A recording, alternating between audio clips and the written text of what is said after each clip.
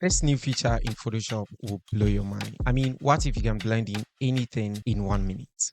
Let me show you. So Photoshop has introduced this new feature called Harmonize. And what this feature allows you to do is that, let's take for instance, you have this background image over here with the pineapple juice, and you have this pineapple image over here.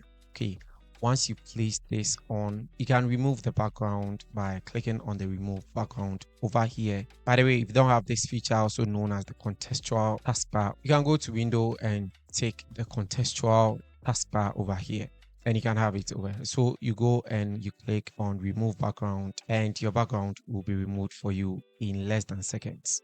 Now, here's where the magic actually happens.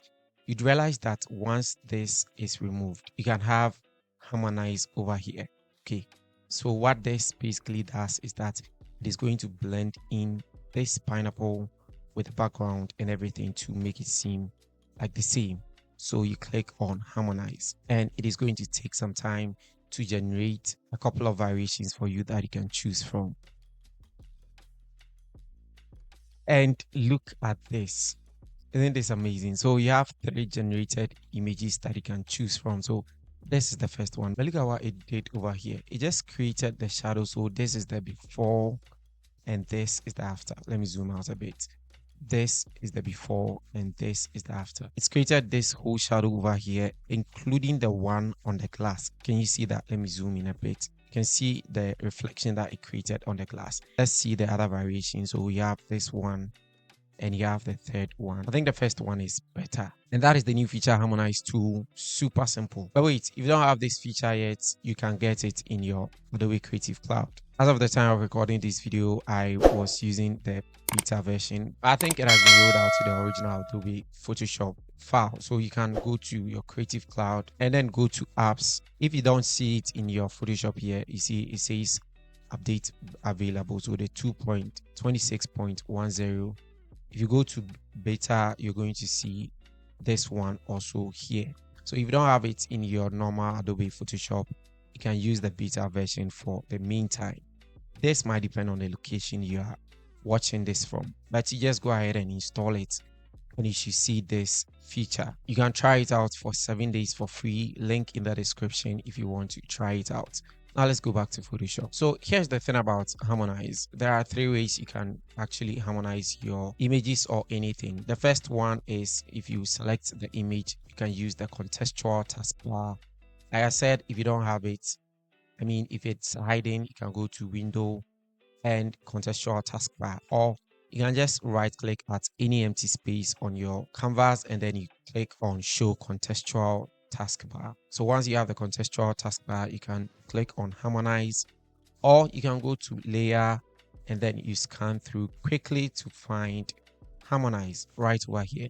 You can use that, and lastly, you can right click on the layer and you can select on harmonize. Now let's take a look at example number 2. So in this instance, I have this parking lot and I'm going to bring in a car. So let's go to file, place embedded, and you can bring in this car. So you take your time to position it. You can make it big depending on how you want it. And then you can click on the remove background. By the way, the remove background on the 2025 Photoshop 2025 is amazing also. So let's press Ctrl T. Let's not really pay attention to the removal of the background, because if you zoom in over here, you can see that it didn't do justice to the tag. Okay, but you can fix that by selecting the mask, and then you switch the foreground color of your brush to white, and then you can paint those ones black. But we are not going to really focus on that because our attention is on harmonizing. But I just want to quickly get this done so that it can make sense, because the tag doesn't need to be hanging in the air. It wouldn't make sense, right? Let's just say that this is okay, right? So you can see that the environment is quite different from the car in itself. And what we can do over here is, once our layer is selected, you can come here and click on harmonize. And just like that, you get 3 images generated for you. So this is the first one, which is a bit darker or more deeper. If you check this one too, this is a bit okay. And the third one, this isn't bad in itself as well. So let's go for the second one right over here. Now this is the before and this is the after. You can see that it even created the lights from this source right over here onto the bonnet of the car. This is really impressive. Just that it looks a bit darker or too much if you check the original color of the car. So what you can do over here is you can select the harmonized layer and you can reduce the opacity a little bit so that it brings in the original car or the colors from the original car a little bit. Now, if for any reason you don't like any of these that you want to brush it off, you don't use the layer mask over here right away. One thing you can do is you can create a group for that while the harmonized layer is selected.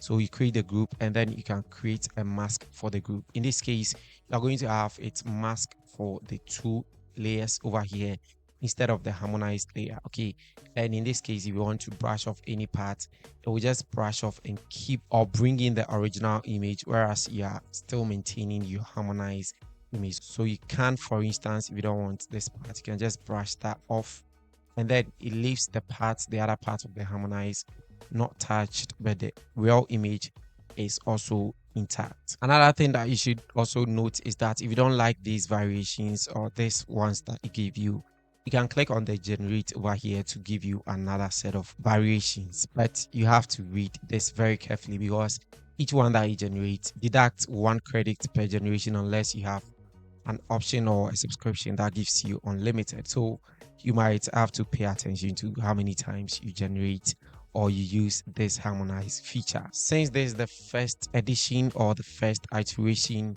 it has a lot of downsides that people have been mentioning, especially people that are really into photography and do a lot of compositions and all. One of the things that has come out clearly is how the shadows and everything that it generates for you is low resolution. So if you check the original image here or the desk over here, you can see that it is of high resolution.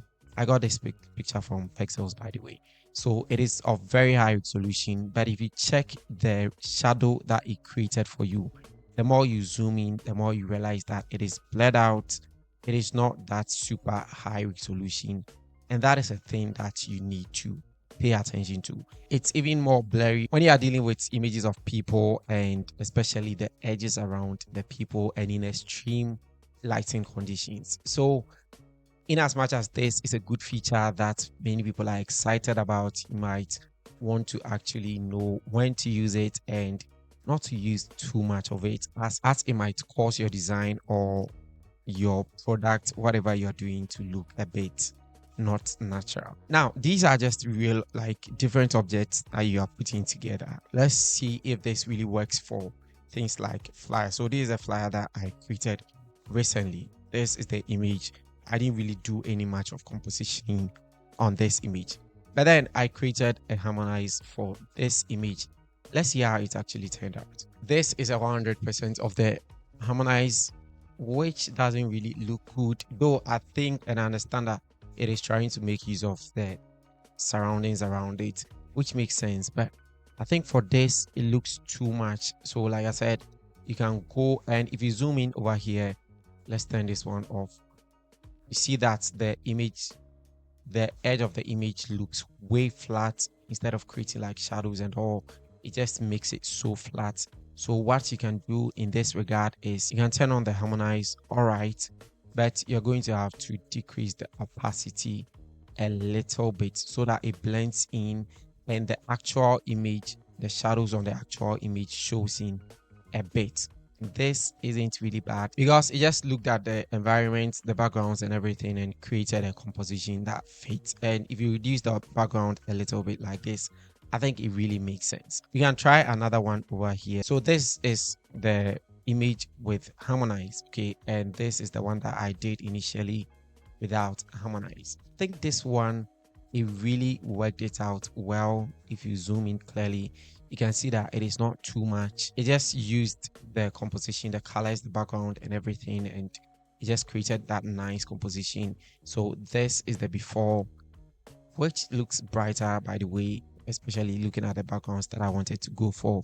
And the fact that it is a nightclub flyer, but this one created like a moody sort of effect, which matches the background and the whole view. But it could be too much for me. So in this case too, I could really use some opacity, drag it down or reduce the opacity a little bit. So this is the before and this is after. But aside that, the edges, everything looks really good here. And I think Harmonize is really going to be of so much help, especially for designers like us that do not do a lot of compositioning as compared to like photographers and people that actually pay attention to compositioning. Coming from a graphic designer's perspective, I think the Harmonize is really going to help us. But what do you think? Do you think that this feature is going to help you? Do you think it's doing too much or it looks more of an AI thing? Or do you think it can be improved? Let me know your thoughts in the comment section, and thank you so much for sticking around to watch this video. Maybe I could do another video of basically trying this only on flies that I've created recently or previously, and we can do the comparison. But that's it for this video. Thank you so much for sticking around to watch this video. I'll see you guys in the next video. It's Innocent here, and bye.